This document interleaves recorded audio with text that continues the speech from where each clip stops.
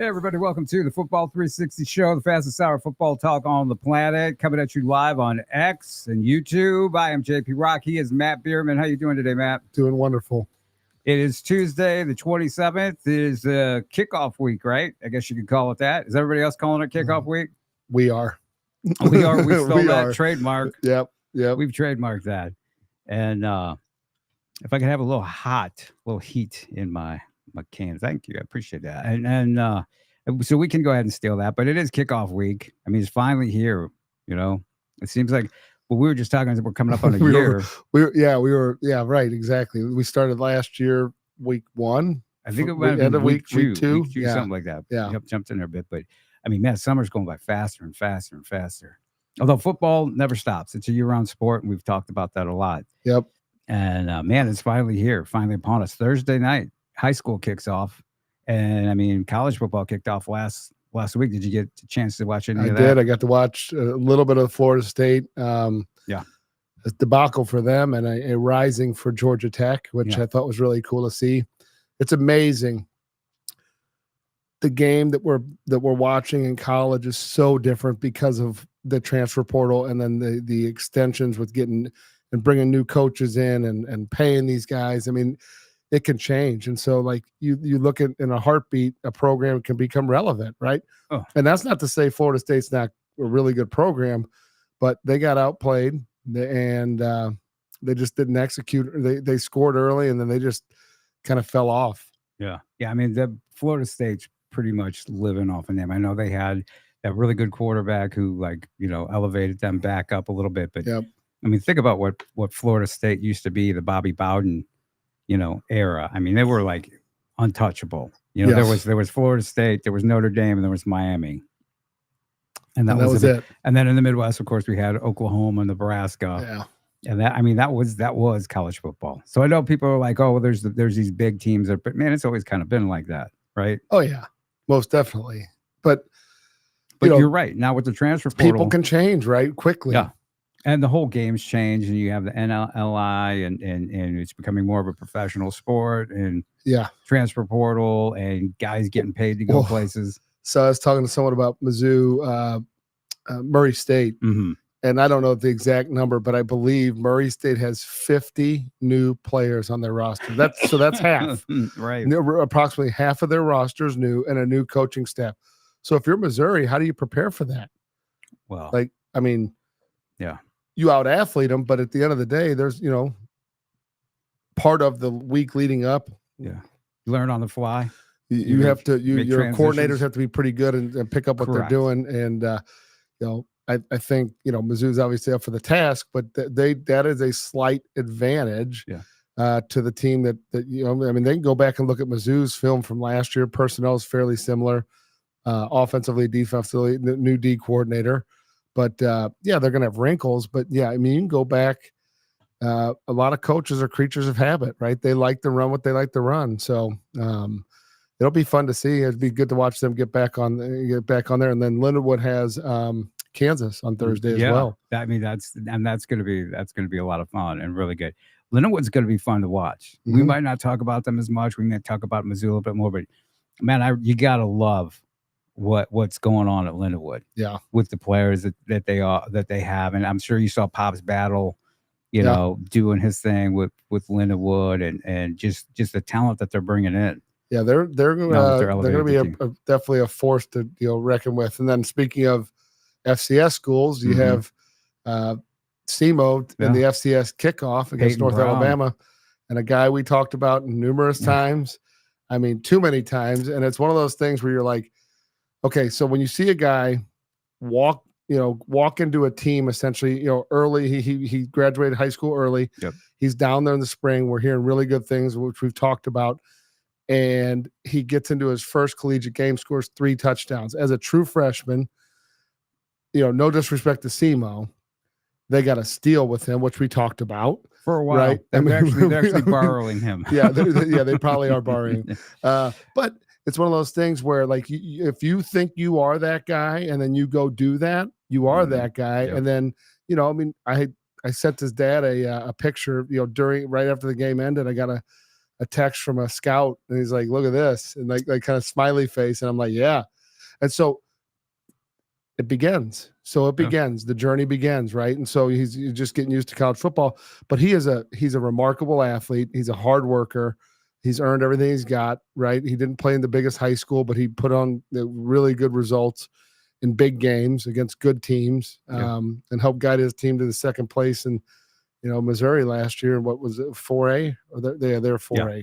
So, and then, he's got his brother who's going to North Dakota State. I'm telling you what, that's another steal.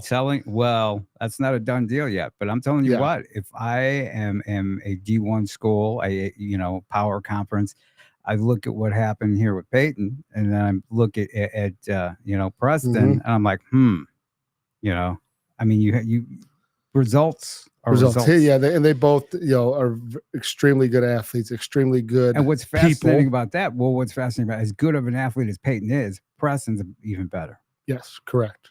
So the one thing that used to always get me though about with Peyton was as big as he is. So we do one-on-ones, like we're out running in the facility. He was doing running back and linebacker, but he'd get over in that receiver line and you would not know he wasn't a receiver. I mean, he is full speed. The only thing I'd get worried with him is like, hey, there's walls on the left and then at the end of the building, right? Yeah. And he's like a bull in a china shop. Like he's going to catch the football, right, like whether he runs into something or not. So just good to see. And, it was a shame because their starting quarterback went down, De Laurent, and Patrick Hyder would have been the next guy to slide in, but he's dealing with a knee from the spring. Yeah. Now who was their starting quarterback? Paxton. His name is Paxton De Laurent. He's a transfer from. He actually was from Camden in Missouri. Yeah, and then he transferred from Central Missouri. No, Central Methodist during COVID, and then has kind of been the guy the last couple of years there. So, but he got dinged up a lot last year. He's dinged up in the first game. He took a shot in that game. I mean, a lesson for young quarterbacks: get down. He tried to, I don't know what he tried to do, like a high spin move, and I mean he got absolutely hammered. But that it was really kind of on him. I mean, he went the middle. I mean, he's going up the middle in college football is dangerous business. Get down, just go down. I mean, Paxton's an interesting story too. Similar type deal. Kid playing down at the Lake of the Ozarks area school, but the talent was there. But it's not a heavily recruited school. Yep. Just like Hillsboro's not. Yeah. Have the talent. And that's the frustrating part is talking to college coaches and they just, they hem and they haw and they don't. What do you think that is? Because I mean, like historically, some of the best players to ever walk the face of earth did not come from big metropolis. Correct. Right? They did not. They came from smaller towns. Right? Bo Jackson. You think about Bo Jackson. I mean, he came from the middle of nowhere. Right. Marcus Dupree, middle of nowhere. Right. Right. Everybody wants a sure thing. Right. Is what it is. It's fear of failure, fear of being wrong. They have to answer for, hey, you brought this guy to us. Yeah. And so that's that. But you need to overlook that. Peyton Brown, and I said it after the Cardinal Ritter game. You put him on Cardinal Ritter. Yeah. I mean, because Preston and Peyton were as good or better than most of the kids, including some D1 guys on Ritter. Mm-hmm. And even Coach Spain said that. He's like, man, those dudes can play everywhere. They're dogs. Oh, absolutely. He specifically sought them out after the game and wanted to, and that them, shake their hand. And so going into the season, right? So a really good strategy, and we've kind of talked about this, is getting to know the coach you're competing against. I know a lot of kids build it up as like, this hatred, and they're they build them up to be like bad people, but understand you have to compete against somebody. So it's awfully nice of them to show up and play you, right? Yeah. Or allow you to come to their field, or you go to their, or they come to your field. But having a mutual respect for the other coach is going to go a long way, because those guys can then give your name to someone else. And it's great if your coach gives your name out.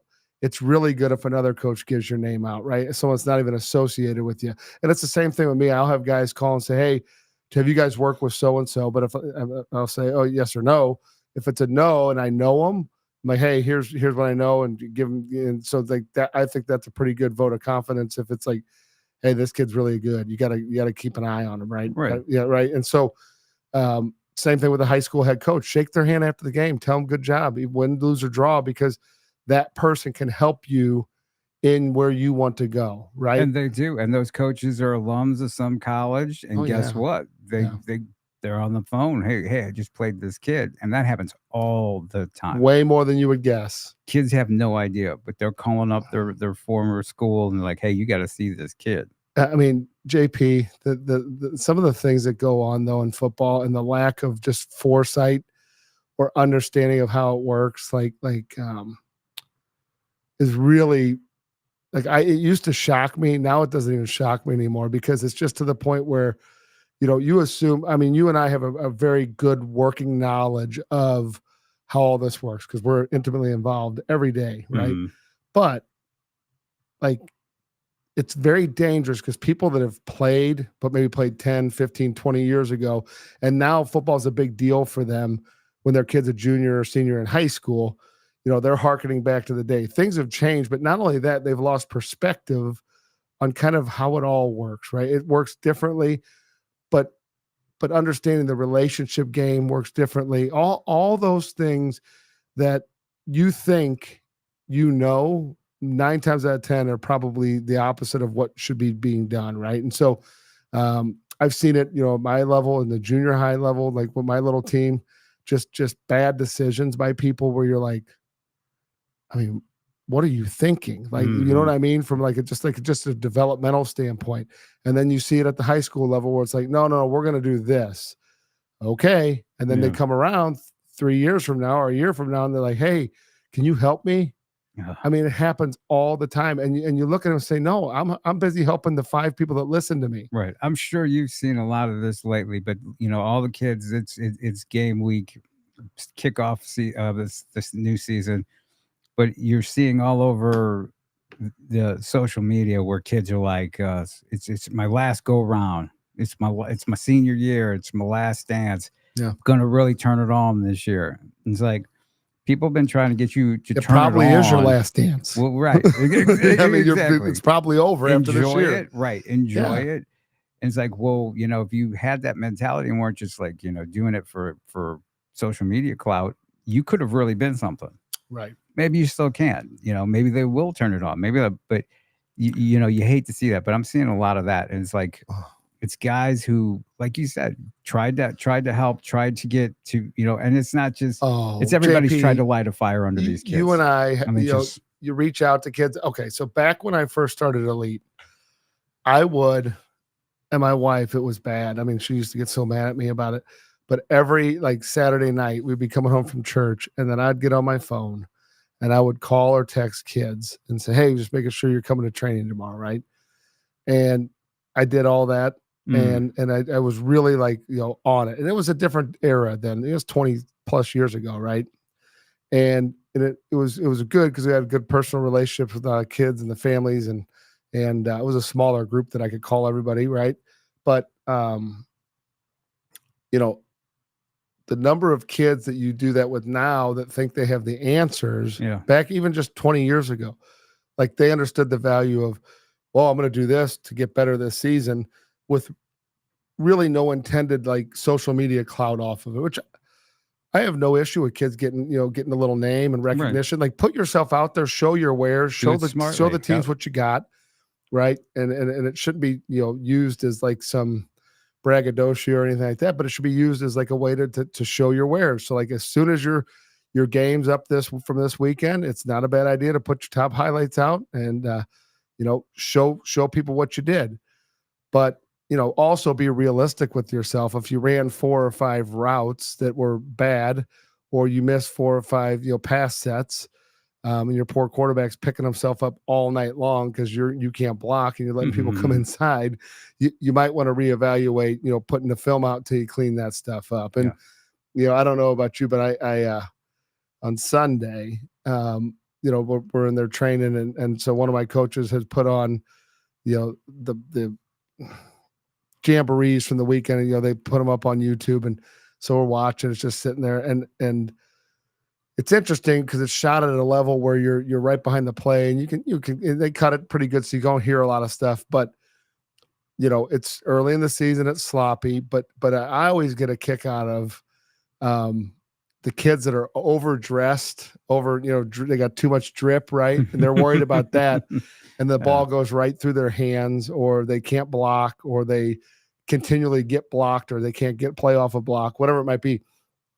And it's just laughable because they're worried about the wrong things, right? Like, let your play represent what you've done. And now, rightfully so, if getting some drip and being smooth, or whatever you want to call it, when looking good is all you got, well, then maybe you'll be on the sideline and you'll look good coming on and off the field at halftime, beginning of the game and halftime and the end of the game. Be a good cheerleader for your team. Yeah, I mean, but there was one in particular that every single person independently watched and was like, "Oh no!" Like, I mean, this guy had it all on. I mean, he had everything, and the ball just went right through his hand. Like, didn't even see the ball. He showed up for WWE. Huh? Yeah, face paint. Yeah, the whole thing. Everything. So, be careful about that stuff. I mean, but again, taking a huge step back, it is kind of fun for guys like that. Like, maybe he isn't that good, that he's just on the team and having fun. He's part of the team. Then you know what? More power to you, man. If you're going to do that, enjoy it. Be the rah-rah guy. Be a great teammate. Kick butt at practice. Give him a good look. And I had a buddy in high school that was his deal, and everybody still gives him trouble. Like, he had spat up, like different colored shoes. He looked good. He looked good every game. And people will give him trouble about it still to this day. But you know what? At the same time, he was a great teammate, and he was there for the team, and that's important. Yeah. He worked his butt off, and so those are the guys you love having on your team. You want to be teammates with. The guy that is dressing like that isn't putting any work in, and then expects results, is the dangerous one. Right. Yeah. And I mean, guys have really put in the work. It's great. I've been out a bunch of practices and a bunch of jamborees last week and stuff. And you can see who's put in the work and who's really, really determined. And there's some guys who I thought were done playing football, who I saw this past weekend. And man, they've dedicated themselves. So there are guys who have, for whatever reason, floated around, messed around, and now they seem to have had the switch click. Yeah. And so they're going to do it. So we'll see if that translates. Now, they looked good in the jamboree, so we'll see if that translates and clicks. But it can be difficult to get your foot in the door with colleges that late if you wait till your senior year. Your options are going to be extremely limited. Yeah. Very limited. Yeah. But it's better than just, being Uncle Rico. Right. I could have. Coach would have put me in. Coach would have put Things me in. Things have been a whole lot different. Right. And so I love those stories. Yeah. I love running into guys and I see somebody out there like, who's that big kid playing right tackle? Oh man, he looks familiar. And then, they'll seek me out. And, Mr. Rock, and I'm like, wow, that's great that you're here and you're doing it. And they're actually, they're talking the talk, but they're walking the walk. Which is great. I love second chances for guys. Right. And you never know, that guy could go to let's say a lower level and then keep progressing and keep doing his thing, fall in love with the game, realize his errant ways before. Mm-hmm. And a lot of it's just your peer group. A lot of it's just misinformation by coaches, parents, handlers, uncles, aunts, people that don't know, right? And that don't really understand. Don't know what you don't know. The big picture. And they just assume like, oh yeah, well just do it that way. That's the way I did it. Or they just assume that's how it's done because that's just their limited sight line. And right. and there's so much of that. I mean, and in the same vein, youth football is that. Like that's it in a nutshell. Like it is by and large. I mean, I'm hearing of teams playing a game on Sunday and they played a game Saturday, like a scrimmage on Saturday and a game on Sunday. Yeah. Like which youth football is already kicked off. Who in their right mind thinks that that's allowable for the body to do? Like, yes, practice, do it, but you can control a practice. A game is a game.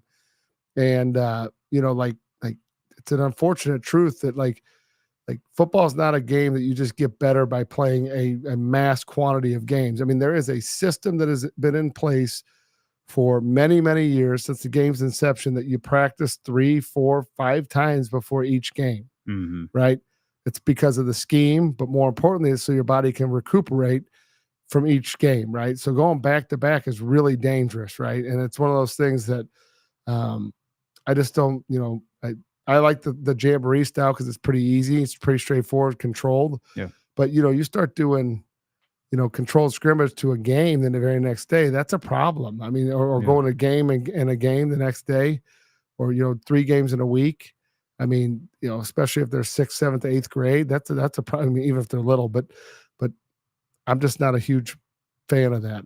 You can't show me that those kids end up being the best kids in high school. Matter of fact, I don't know that any of them will be. Yeah. Yeah. It's interesting how they think that's okay. I know in the high schools jamborees that just happened, there were less and less series for the varsity teams. There were like, some of them were just like 6, so I know that they were saying, okay, well, this jamboree is going to be from 6 to 8, but they'd be over by like 7:30 because just 6 plays. Just cut the plays. We did one this weekend with my youth team, and again, it's early in the year, and we went, no, the quarterback's not live, and quick whistle, because at the end of the day, you want to get out of there. You want to get what you need to get in, but you want to get out of there, as healthy as you can. Right. Because, after all, it is a scrimmage, right? It is a scrimmage. It's a friendly. Yeah, exactly. And, some teams don't do the jamboree. They'll do the scrimmage for the parents or the fans, and like I was at Althoff's on Saturday morning, and that was over really super quick too. That was just like 6 plays, 8 plays. And some of the players were like, oh, I'm not going to say who, but some of the players were like, why'd I get out of bed? Yeah. Well, and that's kind of one of those things. It's just like an extended practice, right? But they're showing the fans and that's what I said. Parents. And so, but did you get to see East St. Louis and Sacred Heart Griffin? I didn't do that, but I heard it was. I saw it on TV actually. Oh, It was online. It wasn't on TV. It was just on my TV on YouTube. So gotcha. Interesting. Quarterbacks were not live. Right. It was definitely controlled. I don't remember seeing any special teams or anything like that. Was that Kendrick Lyons, the QB1? I believe so. They weren't announcing, or at least the sound was off when I was watching it. So, but it was good. They had full referees. They definitely played each other. I'm sure when I was watching, I'm like, well, I'm sure CBC's happy about this because they got updated film on them. Correct. Because that's who they opened their season with.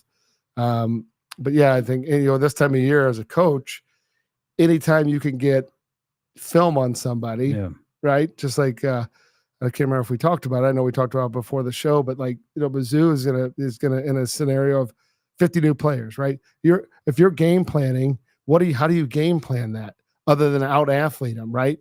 Like, what the tendencies might be, but in high school, it's even worse because you're losing a quarter of the kids every year. Right. Right.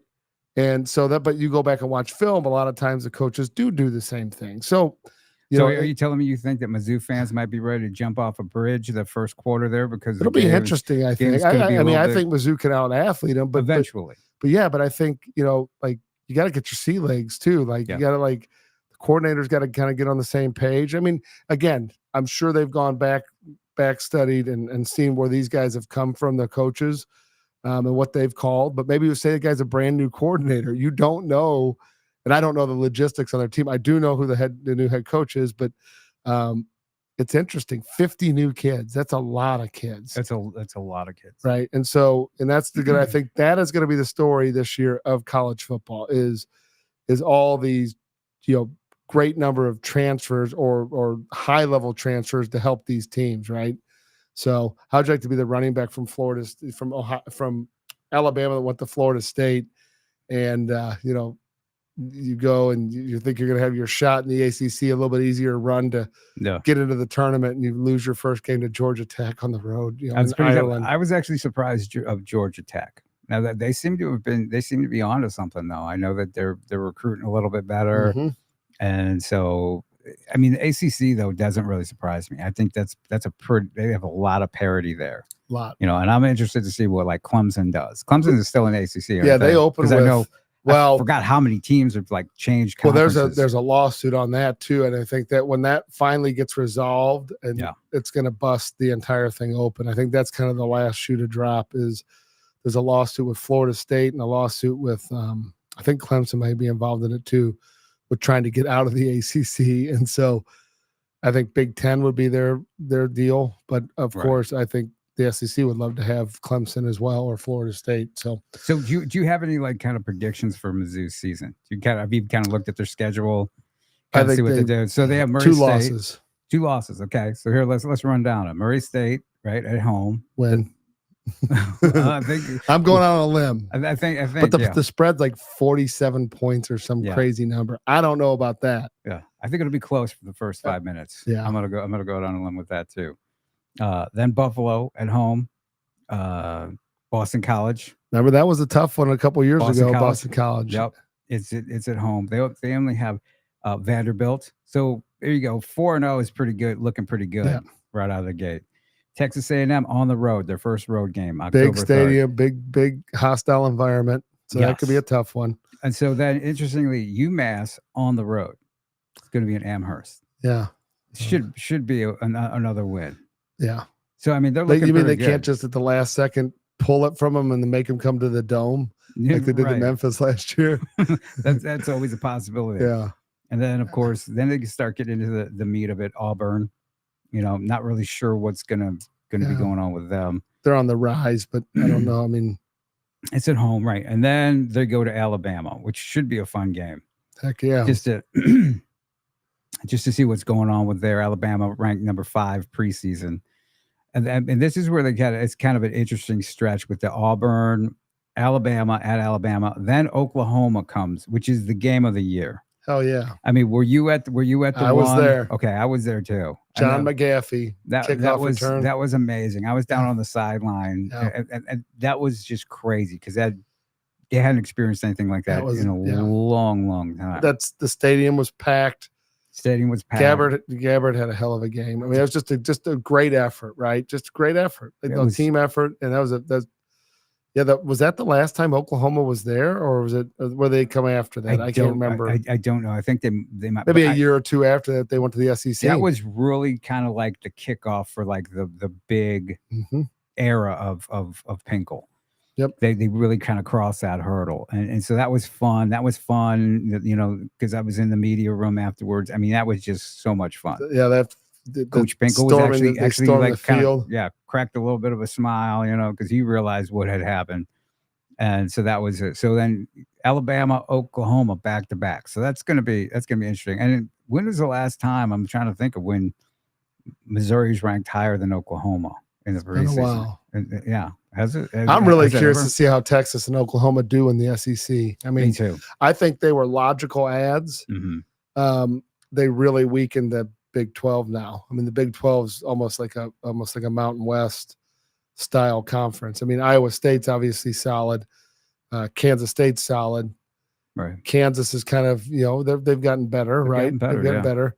But then you say, well, what's better? It's all relative. You take those two guys out of there, one of those teams is going to be looking a lot better than what they are schedule-wise, right? Because they're beating up on, and then they come over and play a team that's battle-hardened from the Big Ten or SEC and probably get their butts handed to them. Right, exactly. So, I mean, they're all looking pretty winnable so far. So, I mean, A&M is going to be a tougher game. Alabama is definitely going to be a tougher game. Oklahoma is going to be a tougher game, but still winnable, especially at home. South Carolina, man, they're just really. We've had a pretty good run against them. Owned South Carolina. Yeah. They've owned South. I hate it when like I'll slip and say we. Yeah. I'm like, I'm not part of it. Then Mississippi State in Starkville. So that should be interesting. Yeah. Mississippi State's kind of hit or miss. Sometimes they jump up and bite. Yeah, people. right. Oh, they've every year they get somebody. Right. And then Arkansas finish things up. I think we got them at home. Got them at home. Yeah, that's going to be the last game of the present head coach. Yeah, I was going to say, do you think Sam Pittman survives this year? No, absolutely not. In fact, I was teasing Barry Odom the last time I saw him. I'm like, so you going back to Arkansas? I mean, well, think about it. They start hot at UNLV. Yep. That's the logical hire. 100%. That is the logical. He loves it. His kid goes to school in Fayetteville. Yep.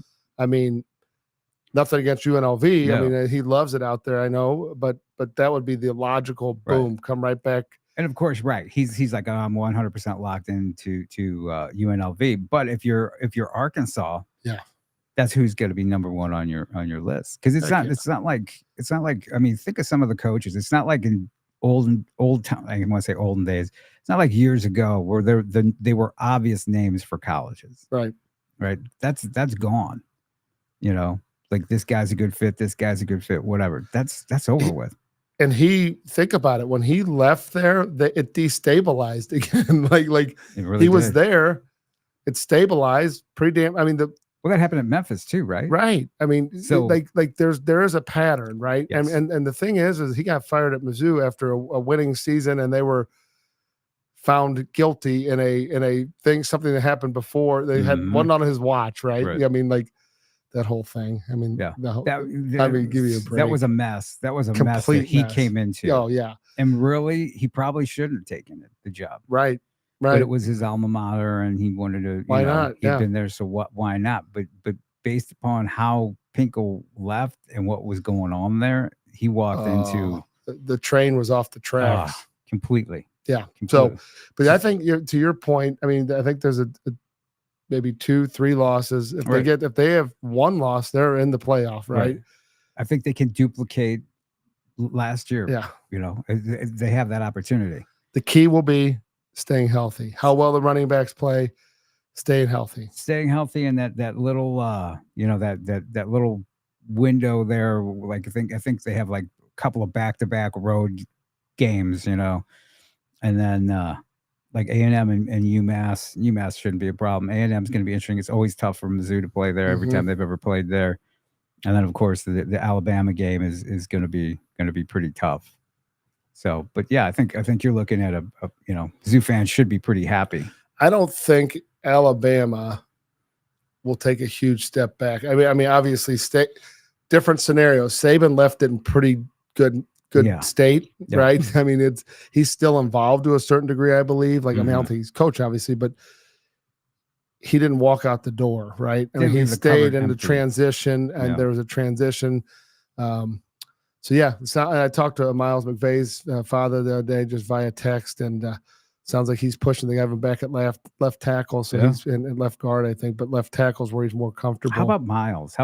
Talk about a guy, and he was always a huge athletic kid, but the way he transformed his body, which is why he's going to be back where he's at, pushing for the starting left tackle position. I mean, that's the kind of thing we're talking about where guys take time off. I was talking to somebody on my way in here about another Alabama player who's from the Kansas City area, Jay-Sean Ross, who's just a naturally gifted athlete, right? Yep. And I know Williams-Nwaneri, everybody was, the fan sides were, he's the number one. I'm like, Jay-Sean Ross, right? Yeah. Just shot out of a cannon when he's on plays. But took a bunch of plays off, but he's down there doing his thing too.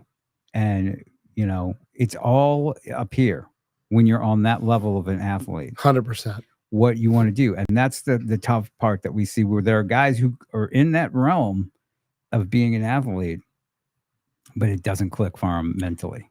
Yeah. And you see it happen so many times, especially in our area. I'm sure it happens across the country. Oh, yeah. But where you have, a 5-star or 4-star kid, and then they start getting treated like they're a 5-star and 4-star kid.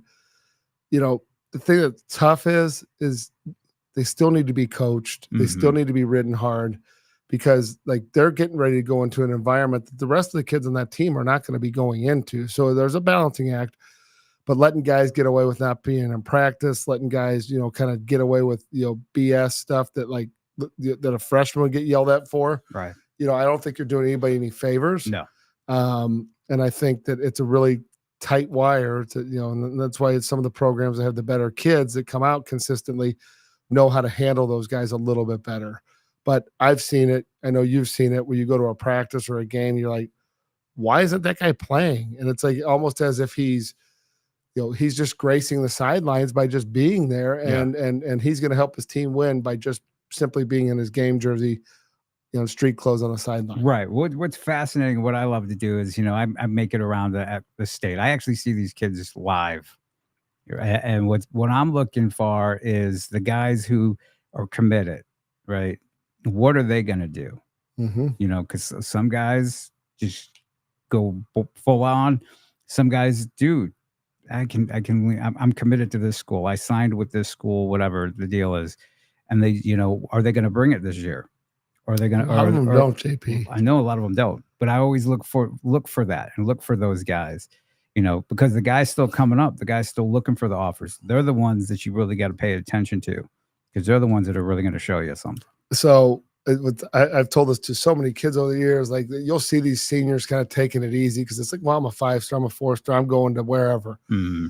And what they fail to understand is that guy that they're going to be competing with next year is in an environment that is 180, a full 180 different than what they're playing in, right? Completely different. High intensity, highly competitive. They're getting dogged out in film room every day. They have people talking. I mean, they got guys fights in practice, all those things that are going on, and you're coasting and drifting away from your where you think you want to go. And then your guy you're going to be competing with next year, maybe he's a freshman, a redshirt freshman, maybe even a sophomore, who is in the thick of the battle in college, getting after it every single day. And yet you think because they're recruiting you that you're okay. Yeah. I am that special. And then you get there and you realize a couple of days in, like, this coach is a complete ass. Like, why is he talking to me this way? Why doesn't he say hi to me in the hallway? Right. Why did he tell me how much he loves me? Like, yeah, I'm going to tell my parents. Right. Too late. Yep. Right. And yeah, I know in today's age, they have to manage it a little bit better than they used to have to manage it because, kids will leave and all that, and they'll get paid to go somewhere else. But, some of that stuff will eventually just root itself out. If you're not giving that effort, that like they're gonna. If coach stops talking to you, that's probably a bad thing. Yeah, always a bad thing. Most definitely. So, do you have any other college football thoughts? What about are you paying much attention to what they're doing in Michigan? Yeah, a little bit. I watched a little bit of their training camp stuff. Like at night, I'll watch the Big Ten and SEC training camp and the ACC. I don't think they're going to be as good as they were. I mean, they got a lot to contend with. They got a lot of people stripping them of stuff, though. Yeah. Oh, they're team wise. I'm just thinking they're going to be okay. Yeah, but they are. Yeah, there's definitely they were caught. Right? Yeah, they were caught. It's hard to feel bad for them.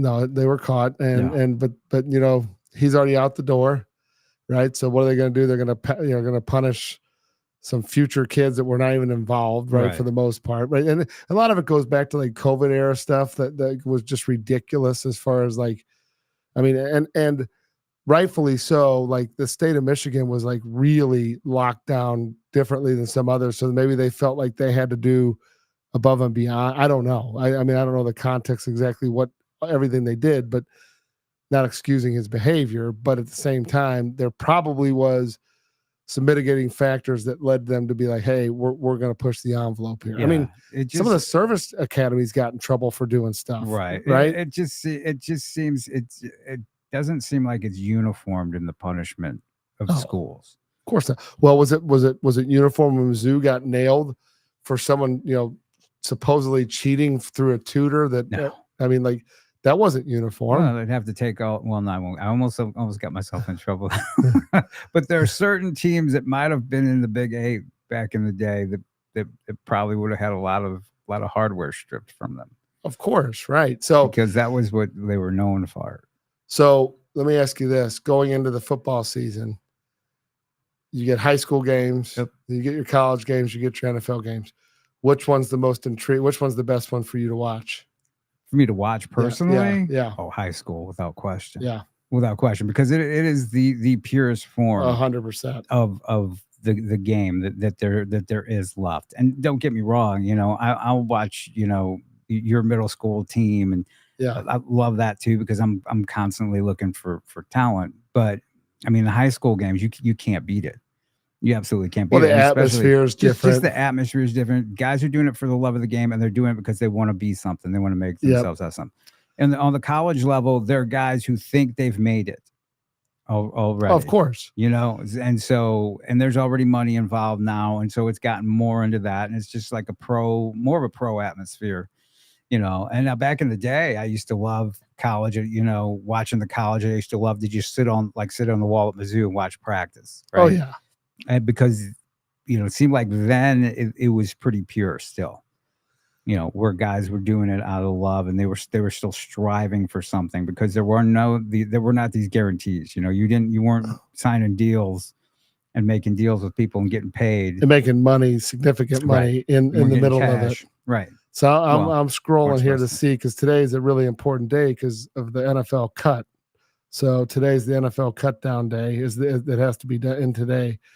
So one of the guys that we've talked about numerous times, Isaiah Williams, he's on the bubble. He did more than enough to make it, but they're trying to figure out if they're going to go with him or a bigger receiver. So I think it bodes well for him. Is what it looks like. But and then obviously Cody Schrader, I haven't heard anything about him. I mean, the only negative thing that I could see with him is that the last game they cut Matt Breida, I think. So you're going to be watching the ticker tonight? To look for and it looks like Cody Schrader, he's not on the cut list. So as of now, so that means he's probably going to be a special teams guy and make it or practice squad.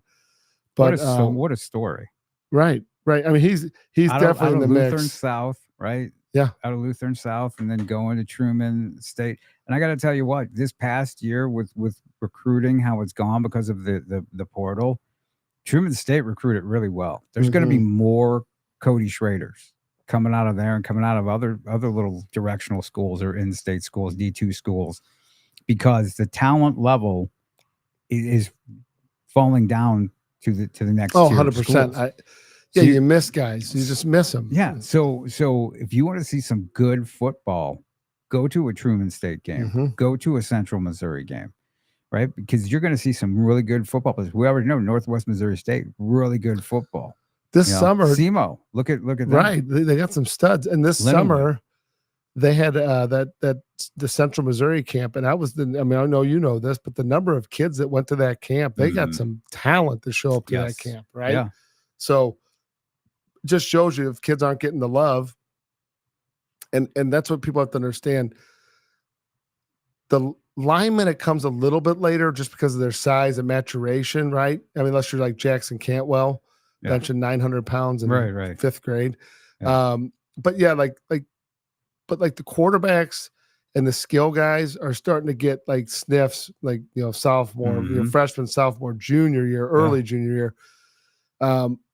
And then after that, it just kind of dries up for guys, and then they're just kind of like sniffing around, waiting for whatever they can find. Yeah. That doesn't mean they're not a good quarterback, but as you and I know, like quarterback, receiver, running back, those guys are given different opportunities based on how highly they were recruited coming into a class. So if you become a coveted guy, short of you not doing what you're supposed to do, or someone else transferring in, or some freak accident or injury or whatever, like you have a shot, right?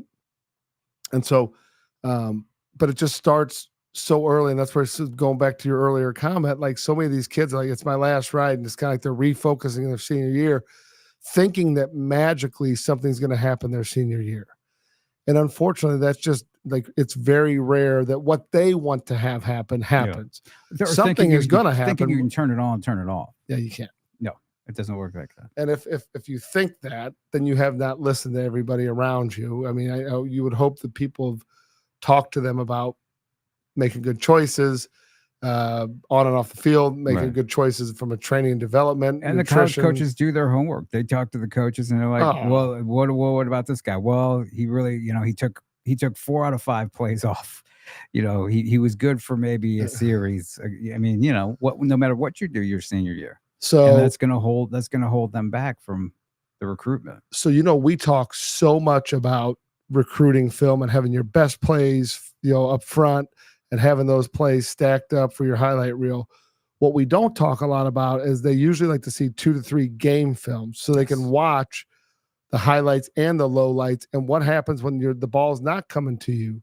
What happens when you're rolling to your right and you have to throw back a little to your left? That one didn't make the cutting room floor. It's on the cutting room floor. It didn't make your highlight film.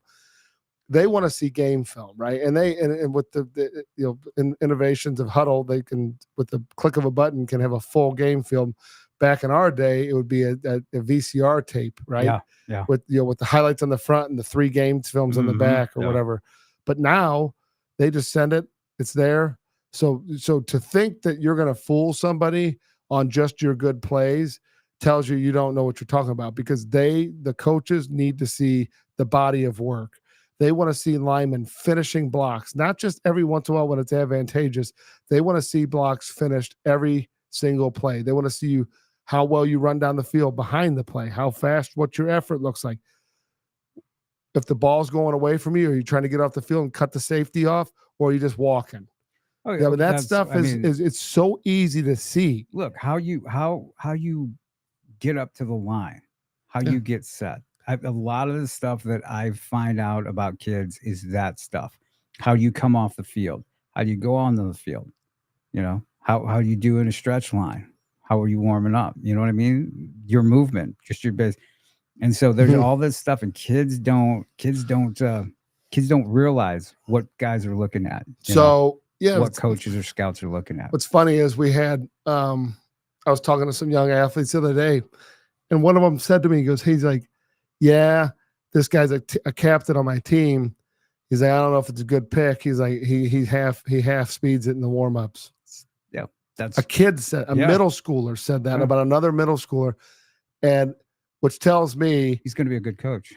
that got a good eye, right? And it's like, hey, and I don't like it. And I said, well, I said from a coaching perspective, I said, well, then you as a leader as well need to turn to that person and then motivate them or put your foot in their butt so that they do it. Right. Because if a leader is doing that, that's going to permeate through the entire team. So you got to cut that off. Right. If you're the true leader. Right. And so, I'm just excited. I like the high school games as much, if not better.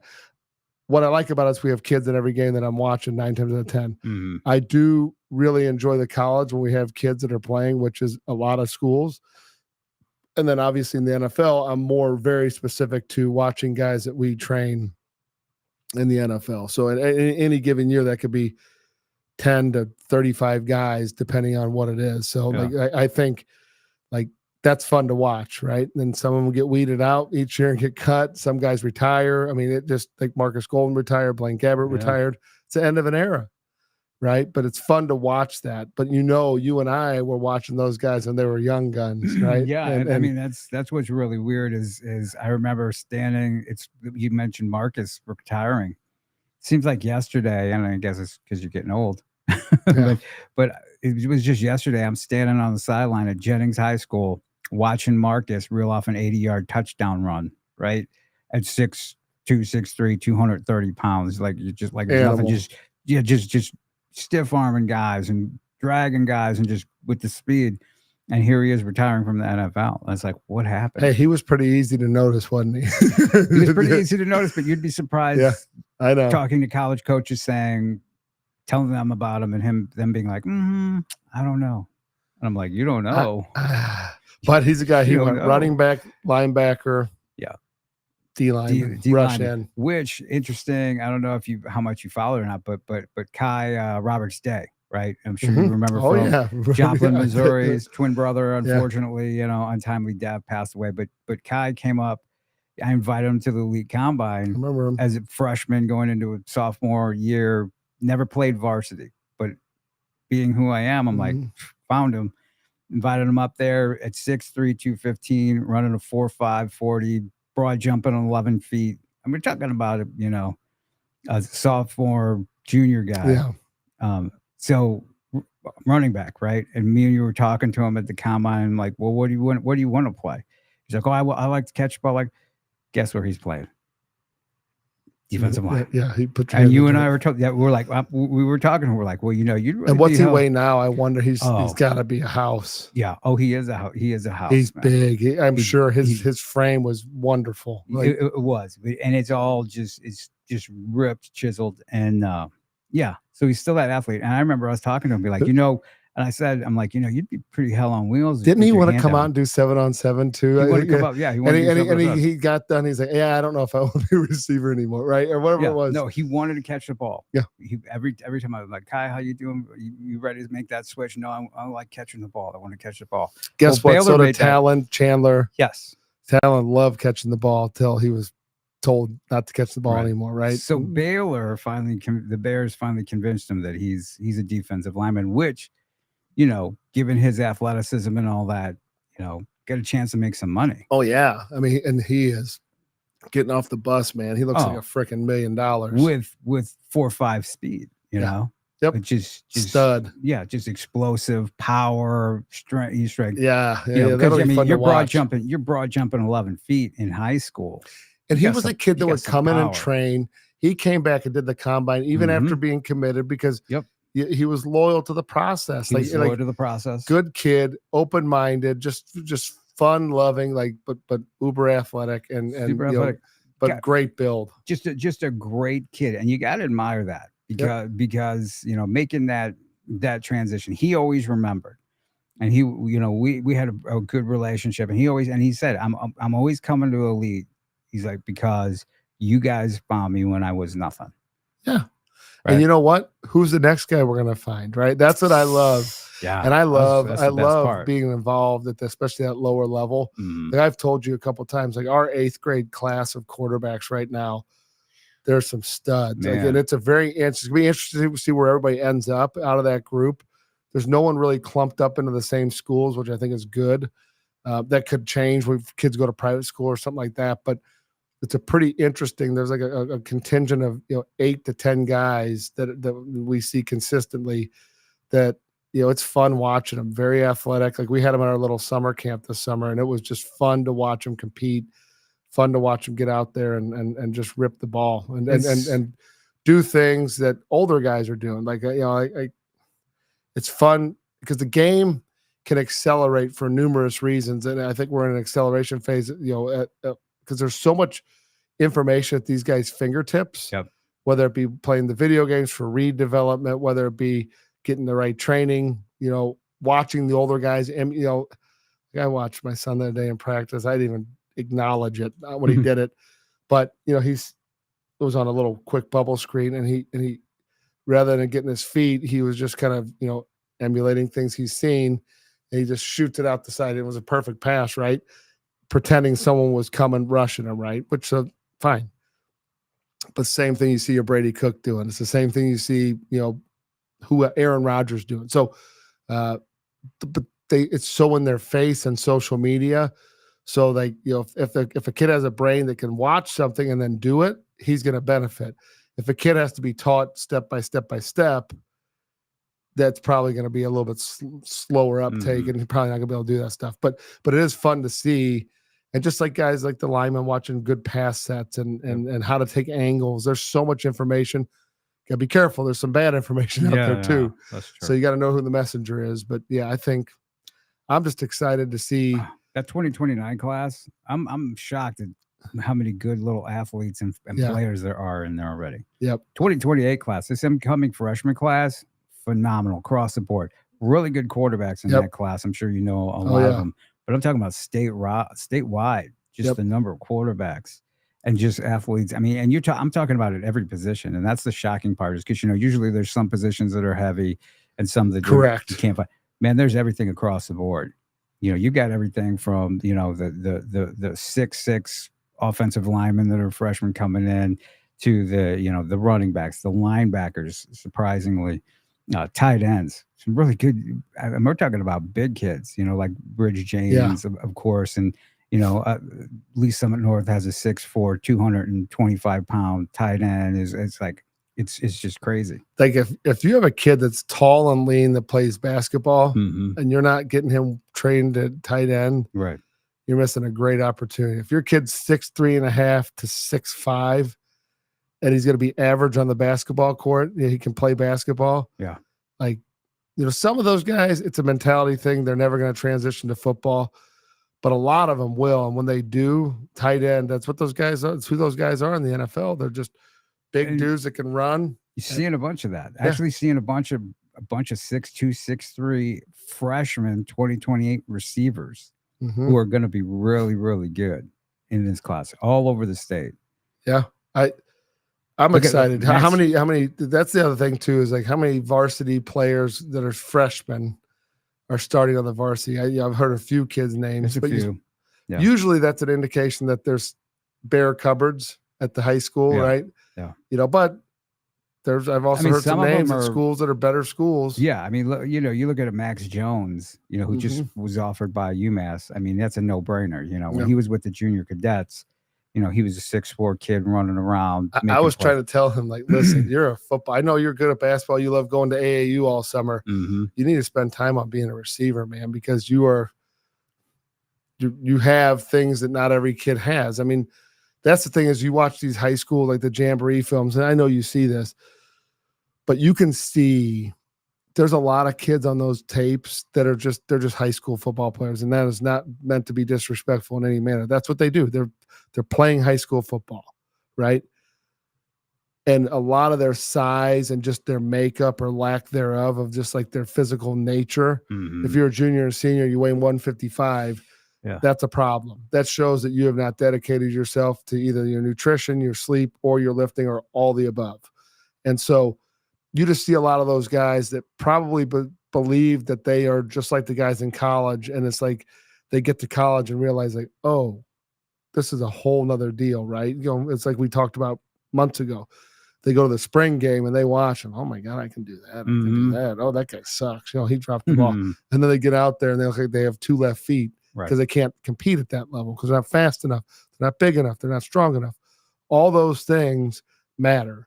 And so, I guess my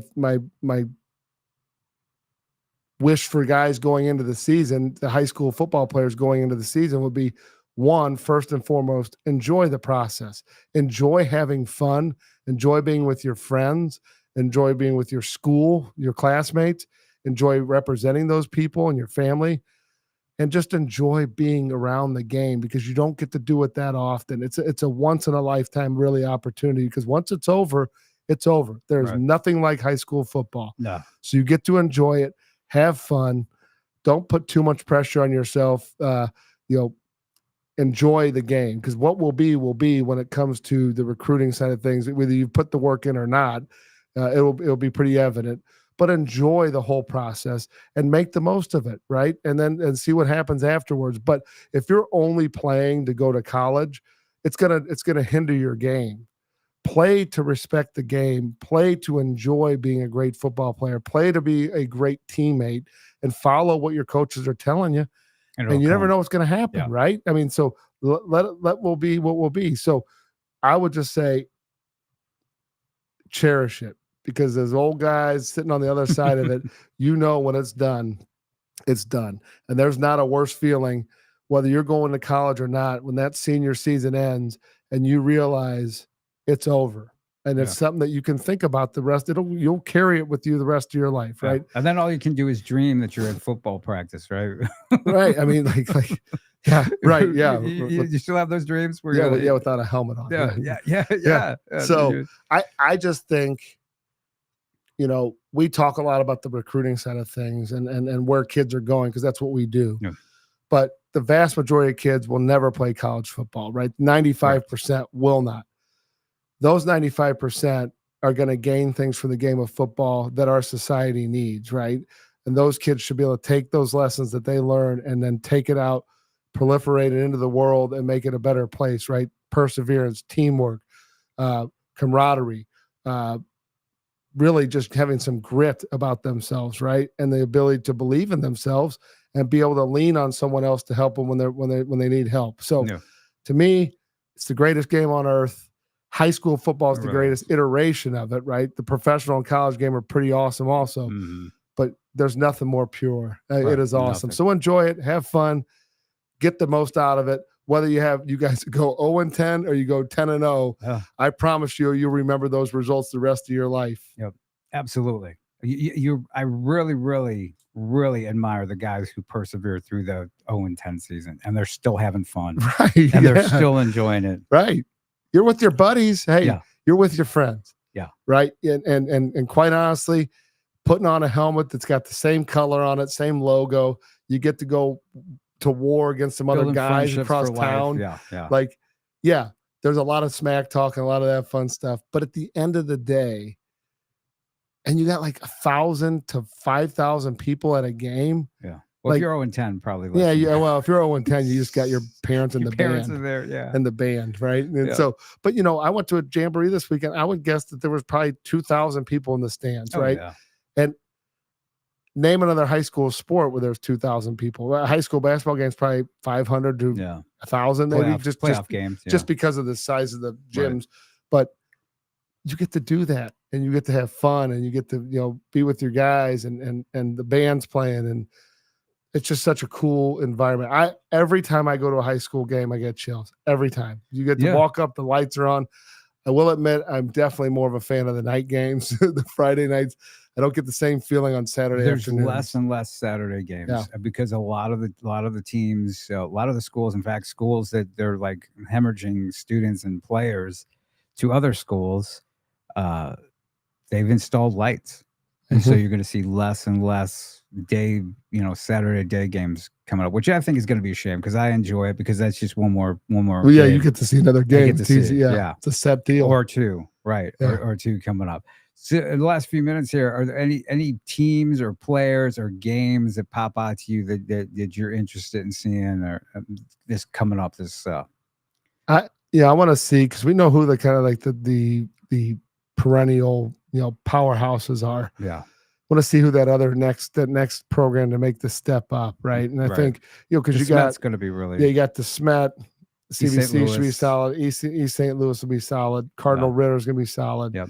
Those are really good programs. Yeah, a couple of teams, and we were talking about one of them was Parkway North is going to surprise a lot of people because of their new they got a stud at quarterback. I mean, it's a game changer for them. I mean, he is a excellent quarterback, threw for a ton of yards. He's got really good feet. He can run. I mean, it just opened up. I mean, last year they were a really quick game, like a lot of quick, like single read stuff, like check it down real fast. And then quarterback got hurt. They put in a running back at quarterback. And now they're going to have at full disposal, they're going to have their weapons plus a guy that can put the ball down the field, which that's going to help him a ton. Some new additions. Colin Griffin is there now. Antoine Gunn, can run, can catch the ball. I mean, they've got some nice weapons along with the guys there. They have size on the line. They have some defensive guys. Jordan Clark's another guy, receiver, defensive back guy. He was a boom guy, right? Yep. So I mean, they're going to be loaded. Surprisingly, another team that's really going to surprise some people is Lift for Life. Yeah. For sure. I got to see their jamboree against the Smet and Parkway Central and Timberland. And I got to tell you what, man, they were fired up against the Smet. Well, their head coach and they were Tony Woolfolk is a high energy guy. He's going to win a state championship. Yeah. What class are they in? Good question. I guess we won't know until they release all that. Right? I'm hearing some things though. In some schools, I'm surprised how high they've moved up. Misha's calculations. Yes. Yeah, and I mean I don't understand it, but okay. So I'm really curious to find out where people go because it could really throw a monkey wrench in a lot of stuff and could really just make it top heavy. I also heard that next year they're looking into a private versus public. So that would really also just just for championships. Yeah.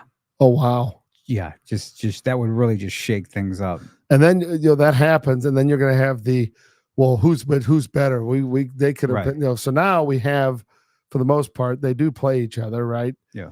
And the private schools have definitely this last 10, 12 years have gotten the better of the public schools.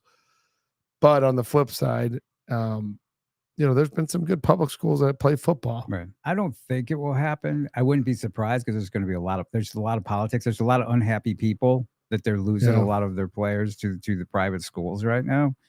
But I would be shocked if that happened. But that's the other thing that I'm hearing. But it's going to be interesting. It's going to be interesting where it shakes out. I mean, west side of the state, you have Lee Summit North, Liberty North, that whole battle. It's been the same along with CBC and this Met to see how that shakes out. Live for Life, though, they're going to win a state championship under Coach Woolfolk because he's got some talent. They got some talent. He's got some talent. A lot of talent. He's got some good coaches on his staff. I mean, they're set at quarterback like 2-3 deep now. Yeah. Mikey Jardine is backing up Keyshawn Hill, who's really come on. Where did Keyshawn Hill? Was he at? He was originally at Luther North, and then he's been at Lift for the. He's a bigger kid. He's about 6'3", 6'4", 200 pound, 190, 200 pound. And what year is Jardine? They're both seniors. Oh, that's right, because he came from Principia. Right. And started out Lutheran St. Charles, then was a Principia last year. Now the high school transfer portal. High school. Well, I don't want to get into that aspect. It is crazy though, the number of kids that I've seen this year. Speaking of that, I mean, the eligible. I have not heard of many. Some of the kids I heard that were initially ineligible are now eligible. Yeah. So, again, I don't know if that's the ones I know of. So there might be plenty, right. but I have not heard of a lot where they've been a lot of restrictions. There's only one school that kids have come from that I'm hearing are like ineligible. So I don't know what that has to do, whether that's politics or what. Yeah. But everybody else seems to be good to go. And whereas last year, I mean, there were kids who were down in like Lake of the Ozarks area who they were blocking them weeks into the season. Weren't letting them. That's another team that's going to be really good. Helias. Yes, they're going to be good. They're going to be right there battling. Whoever's in that Class 5, whether it be Ritter. I mean, I see those two just kind of like they had a battle last year. Herman's going to be another team. I mean, because not only do they have Dayton Hopkins and some other nice players, but they added one of your former Boom quarterbacks. Yeah, Henry Allenbach. He was I just saw him this weekend. Henry is a very solid quarterback, big, strong. Yep. Throws the heck out of the ball. Thrive at Herman. Yeah, and apparently he loves Herman. Like they moved, the family moved there, and they just I think been a very good deal because the parents I think are involved in a winery in that area, which there's no shortage of wineries there. So no, they're in the process of opening one up, I believe. So pretty cool. I think it's kind of a neat thing. That's going to be a really cool connection to watch. Henry to Dayton. Yes, because Dayton, while he's going to play DN at Mizzou. Just an unbelievable receiver at 6'6". Yeah, he's long. Yeah. So I'm excited. I don't know who the top public school on the St. Louis side is. Obviously, Kansas City has less of the private school influence than we do on this side. We have a lot of. I would say we dilute ourselves a lot with the number of private schools we have. I mean, and that's big and small private schools, right? I think. MICDS should be pretty solid this year as a private that we didn't mention, but then from a public school, Parkway North, then you look at some of the bigger schools. I think Lafayette should have a pretty good run this year. Kirkwood's going to be good. Kirkwood will be solid. But those are the bigger kind of predominant football schools, right? Eureka should be pretty solid. I would think Marquette. So some of the bigger schools should be pretty good. I think. Fort Simmels East. I mean, north, not east. Yeah, north. Not east. Then I think West should be pretty Zemo, and then you look at North Point. Fort Simmels North's going to be good. North Point's going to surprise. That's going to be an interesting one. Yeah. And then you got Holt is always solid. Solid. They coach. They just execute. I'll tell you what, Timberland's got a lot of good young players. I mean, just a lot of good young players. I mean, if they can put all that together. We'll see. Of course, a kid who would have really been nice to see in their quarterback mix is at CBC now. He's back at Timberland. That did not pan out, huh? Did not. Wow. Back at Timberland. That's eligible. I was going to say, yeah, that's a shame. No, eligible. Sorry, I said eligible. Sorry. Really? Yeah. But is the best of my knowledge? Where is he in the mix? I don't know. I have no idea. I just heard it on Sunday. So really, yeah. Okay. Interesting. Yeah, interesting. Very interesting. Because I'll tell you what, the world turns, he could have thrived. Oh, he's a stud. I think there's so many moving parts, between all the different schools. These right? guys got to quit doing that. I know it's tough. I can't go back and rewrite. Make sure you update all your information of where you're at. Let Jakey Rock know. Send him media. a DM. Let him know that you're back wherever you're at or wherever you're going. Because hey, at some point, if your name's in a report, you certainly want those people, if they come to look at you, to make sure that you're at that school.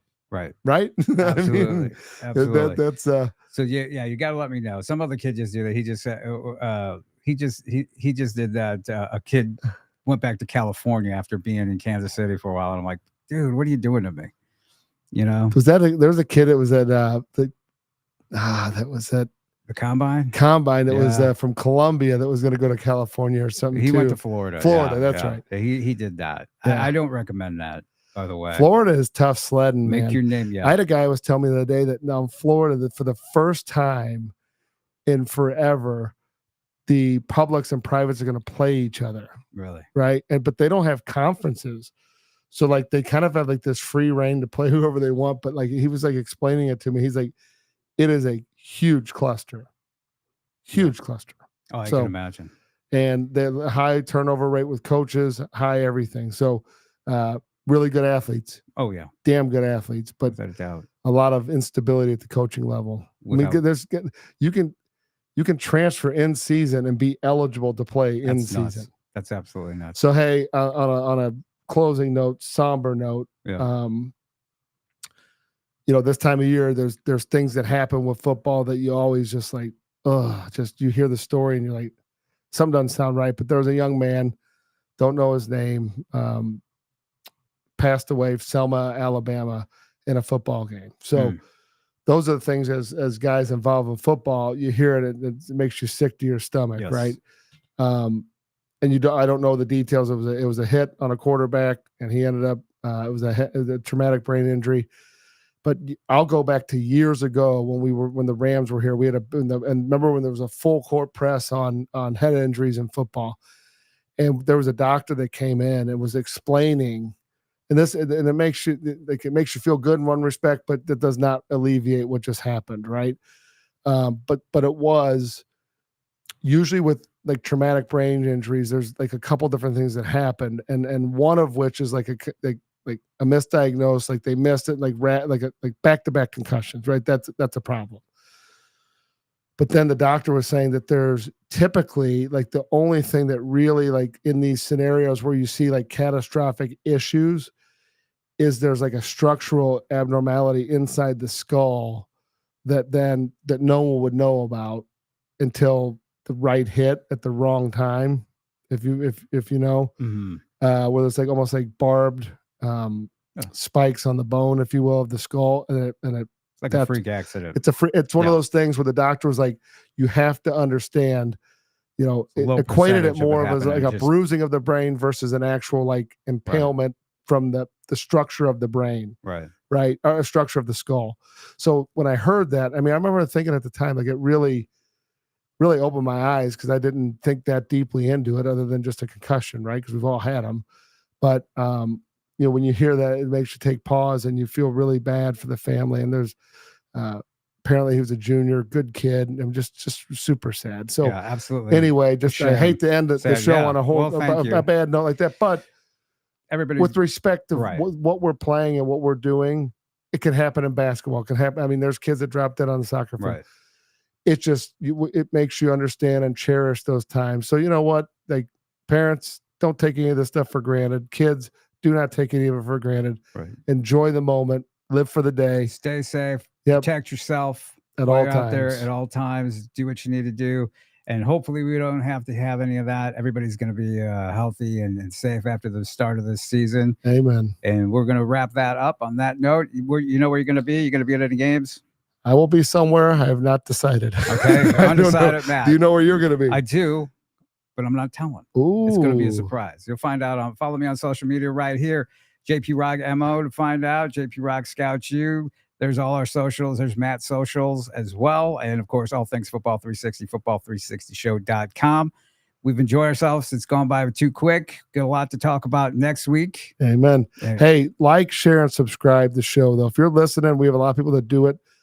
Share it with some of your friends that are in the football community, other parents in particular. We have a lot of parents that listen, a lot of kids and fathers. A lot of people go on their way to training or listening to this together, which we hear is pretty cool, right? Yeah. Or going to practice, they're listening to it. We appreciate that. We greatly appreciate you listening to us, because we love doing it. Yep. So again, shoot us a message if you want anything that you want us to talk about topics. We're open books on this stuff. We'll talk about any of it. So, all right. Now on that note, yeah, exactly. Now we're out. We'll talk to you next week. Everybody have a good one. Stay safe.